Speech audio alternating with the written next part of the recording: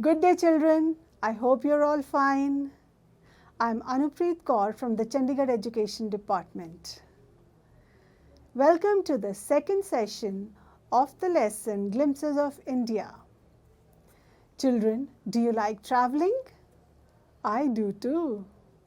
And we in India are so lucky to have a wide range of tourist destinations to travel to.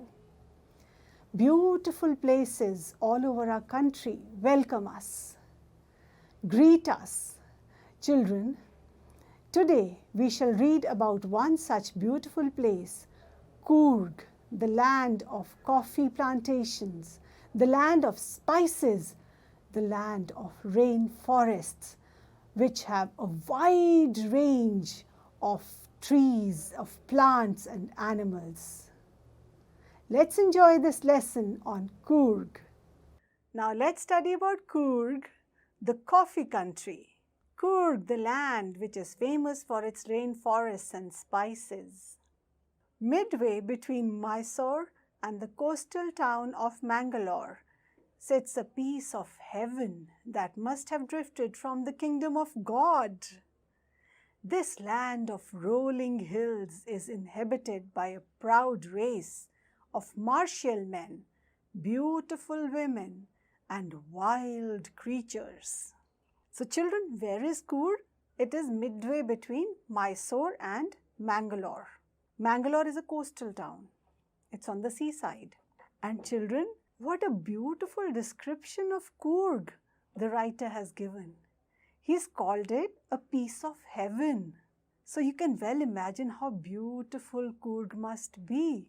He says it's a part of the kingdom of God, and he talks about its rolling hills and its proud people, its strong, brave, martial men and the beautiful women. And he talks about the wild animals there, the wide variety, the range of wild animals who would be living in the rainforests. Coorg or Kodagu. What is another name for Coorg? Kodagu. The smallest district of Karnataka is home to evergreen rainforests, spices, and coffee plantations. So children, where is Coorg? In which state is it? It is in Karnataka. And it has evergreen forests. Now why does it have evergreen rainforest? Because there's a lot of rainfall there. And how come the forests are evergreen? Doesn't every tree shed its leaves in some season? That is right. Each tree does shed its leaves. But in evergreen forests, there is such a wide variety of trees, and those different varieties of trees shed their leaves at different times in the year. So at any given time in the year, there is always a lot of greenery because they don't shed their leaves at the same time. And what else is so special about these rainforests of Coorg? Well, we get our special spices from there. The spices which are famous around the world. The spices for which travelers came from all over the world to India. And yes, we have the coffee plantations. Children, are you fond of drinking coffee? Yes? Well, I quite like it. Do you like it cold or hot? Oh, we all enjoy it both ways, I think. Evergreen rainforests cover 30% of this district. Children, how much area do the evergreen forests cover? 30%. During the monsoons, it pours enough to keep many visitors away. So children, although it's a very beautiful country and one would want to visit it around the year, well, one can't during the monsoons. It's very uncomfortable at that time. But apart from the monsoon seasons, it is amazingly beautiful. The weather is wonderful there. The weather is so pleasant. The season of joy commences from September and continues till March. So, the lovely season commences, it starts in September and till March it is beautiful. The weather is perfect with some showers thrown in for good measure. Yes, light rainfall, not heavy. So these showers are very light. They keep the area fresh and green. The air breathes of invigorating coffee. Invigorating, energizing coffee. So you can imagine we get this lovely aroma of coffee around us. The coffee estates and the colonial bungalows stand tucked under the tree canopies in prime corners. So children, there are still residues of the colonial Raj here. The bungalows are from the times of the British Raj. So they're huge sprawling bungalows and coffee estates all around them. There's a lot of scenic beauty, and yes, the economy flourishes because of the coffee and the spices grown there. The picture of the colonial bungalows is so inviting, especially under the tree canopies. So the trees act like coverings, they act like shelters for those bungalows. So they provide shade and fresh air and beauty to those areas. The fiercely independent people of Coorg are possibly of Greek or Arabic descent. As one story goes, a part of Alexander's army moved south along the coast and settled here when return became impractical. These people got married amongst the locals, and their culture is apparent in the martial traditions, marriage, and religious rites. Which are distinct from the Hindu mainstream. The theory of Arab origin draws support from the long black coat with an embroidered waist belt worn by the Kodavus. Known as kufiya, it resembles the kufiya worn by the Arabs and the Kurds. Now children, what is the story about the Kodavi people's descent? They seem to have descended from two races, the Greeks or the Arabs, as well as the Indians, of course. So what is the story about the Greek origin? It is believed when Alexander came to India, Alexander and his army had come a very long way from Greece. His people were tired of fighting, and when they were in India, some of his army found it difficult to go all the way back home. So they moved along the coast and settled here in Coorg. So they came along the coastal regions. They had attacked from the north, right? So when they moved southwards along the coasts, they came to Coorg and they settled here. And his soldiers, they married the local girls and settled there. Their culture has got merged with the Indian culture. So now there are a lot of traditions that we find which are very different from the Hindu mainstream traditions. Yes, the Hindu touch is also there, but there is a difference as well. So we see the difference in the martial traditions, in the marriage and the religious rites, which are not the same as the regular mainstream Hindu tradition. And now there's another story about the origin of the Coorgis, that is their Arab origin. Now, why is it believed that they descend from the Arabs? Because they wear the long black coat with an embroidered waist belt. Now, the Kodavus of Coorg, they wear a long black coat. It is called the kufiya. And this kufiya is very close. It looks so much like the kufiya worn by the Arabs and the Kurds. Coorgi homes have a tradition of hospitality, and they are more than willing to recount numerous tales of valor related to their sons and fathers. So children, they have a lot of legends going on, and amongst these legends are the legends of valor. So they have the legend of the Greek origin, they have the legends of their Arabic origin, and now they have the tales of valor that are passed down from generation to generation. The Coorg regiment is one of the most decorated in the Indian army. So the Coorg regiment has received the maximum number of awards for bravery in war. And the first chief of the Indian army, General Cariappa, was a Coorgi. Now General Cariappa has been one of the greatest of men, one of the greatest of Indians. He has been the first chief of her army, and he was a Coorgi. Even now, Kodavus are the only people in India permitted to carry firearms without a license. Children, do you know that if we carry firearms, if we carry guns, we have to have a license? But Coorgis, the people of Coorg, they're allowed to carry firearms without a license. The river Kaveri obtains its water from the hills and forests of Coorg.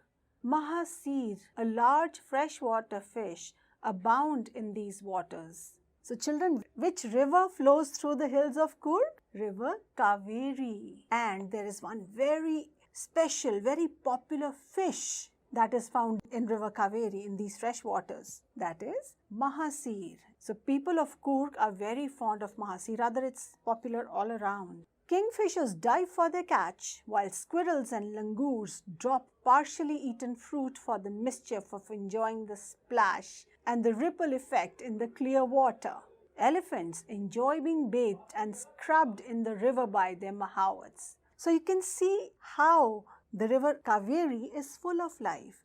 There is abundance of creatures who enjoy themselves in the river, who flourish in the river. The mahasir, the squirrels, the langurs, and the elephants who love being bathed and scrubbed there. The most laid-back individuals become convert to the life of high-energy adventure with river rafting, canoeing, rappelling, rock climbing, and mountain biking. Numerous walking trails in this region are a favorite with trekkers. A lot of people are very laid back. They have a relaxed attitude towards life. They're not in a hurry. Now, these people become converts when they go to Coorg. They become very energetic and they're attracted towards the life of high energy adventure. They want to do adventure activities like river rafting, canoeing, rappelling, rock climbing, mountain climbing, trekking. Children, river rafting is traveling in a river in a raft. Now, what is a raft? A raft is a floating platform made by tying planks together. So nowadays, of course, there are very lightweight rafts which are made of light material. They're a lot of fun. In fact, River Ganga provides for very many fun activities like river rafting and rappelling around that area also. Canoeing is another activity which is traveling in a river in a canoe. A canoe is a very large but very narrow boat and one can go quite fast in that as well. Rappelling is going down a cliff by sliding down a rope. So children, these are fun activities. One can do rock climbing. Here one is taught how to climb a rock. One has to climb the steep sides of the rocks. It is a lot of fun and a lot of excitement. Now, one enjoys trekking also, especially in these beautiful mountains. Birds, bees and butterflies are there to give you company. Macaques, Malabar squirrels, langurs and slender lories keep a watchful eye from the tree canopy. I do, however, prefer to step aside for wild elephants. Now we see the sense of humor that the writer has. So he says, I enjoy watching the langurs, the squirrels, the lories and the macaques. But yes, when the elephants come, I of course prefer to step aside out of respect for them. Or is it out of fear that they might trample upon him? So, in fact, he is also warning us to step aside when the wild elephants come. It is a bit scary to have those huge creatures walk by, especially the wild ones. The tame elephants are well behaved. The tamed elephants are quite well behaved, but the wild, well, one has to be careful. So now the writer has described the wildlife of these beautiful hills, of these beautiful rainforests. So the writer has shown us a glimpse into the forests, into the beautiful wildlife where we have the macaques, squirrels, langurs, a lot of birds, bees, butterflies. Rather, they tempt us to go on these walking trails where we can get to see them. The climb to the Brahmagiri hills brings you into a panoramic view of the entire misty landscape of Coorg. So where is it that we can see the entire landscape, the panoramic view, a very wide view of the area of Coorg? It is from the Brahmagiri hills. What a beautiful sight it must be. A walk across the rope bridge leads to the 64-acre island of Nasargadama, running into Buddhist monks from India's largest Tibetan settlement at nearby Bailakup is a bonus. The monks in red, ochre and yellow robes are amongst the many surprises that wait to be discovered by the visitor searching for the heart and soul of India, right here in Coorg.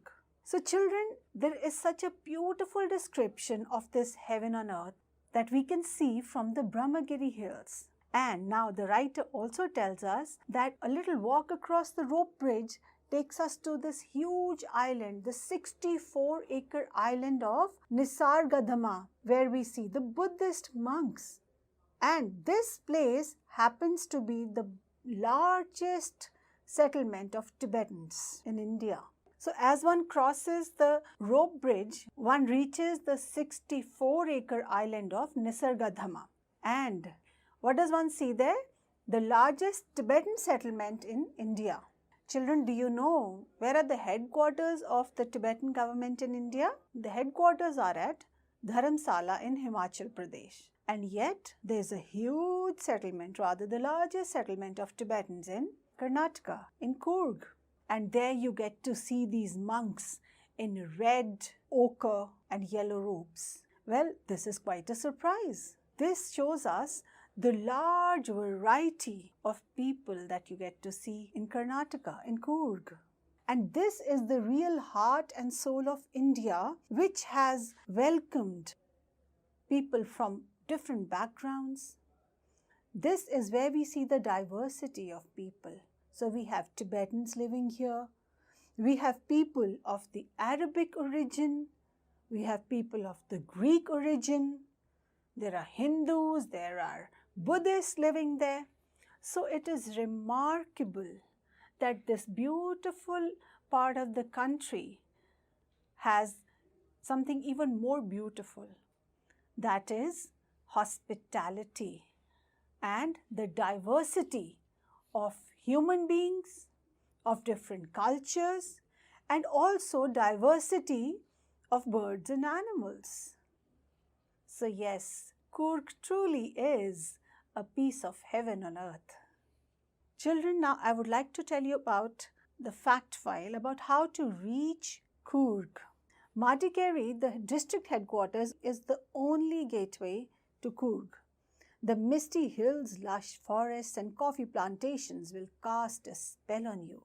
Find a resort, coffee estate or stay in a home for a truly Coorgi experience. I think the homestays and staying in a coffee estate would be the most exhilarating experience for us.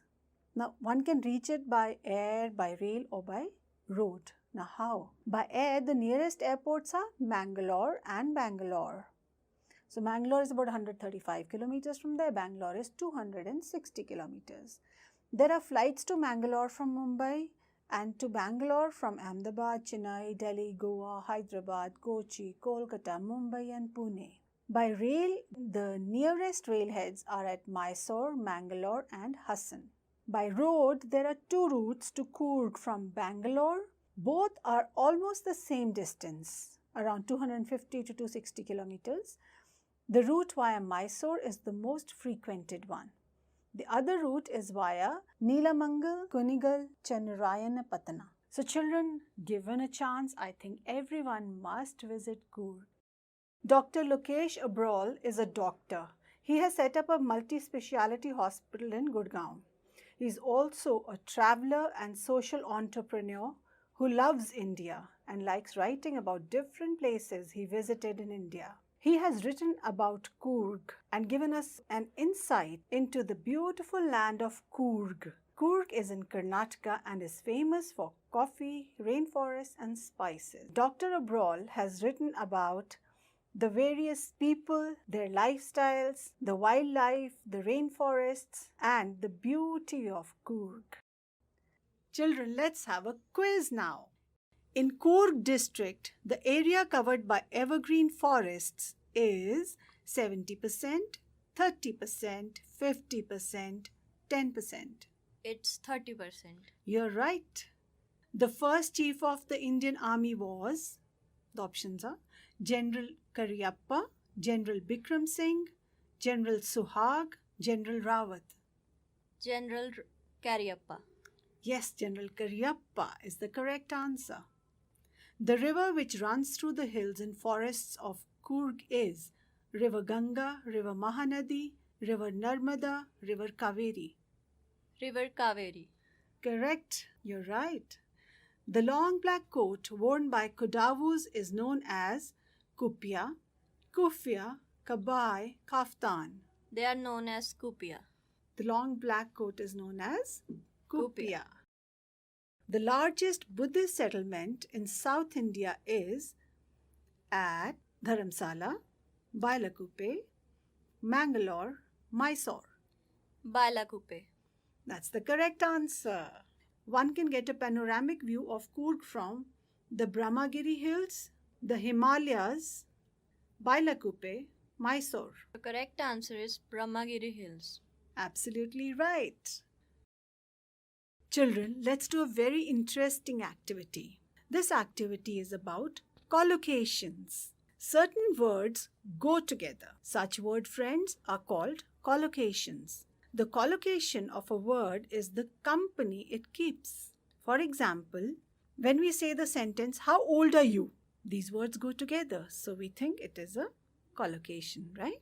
So we agree it is a collocation. If we say, "How young are you?" somehow they don't seem to go together so much. When you look at this phrase, "a pleasant person," do these words go together? Yes. So this is a collocation. And if we say "a pleasant pillow," do these words seem to go together? Do they go well together? No. So this is not a collocation. Now children, I would like you to find some collocations for the nouns that I give you. These nouns are from the text itself.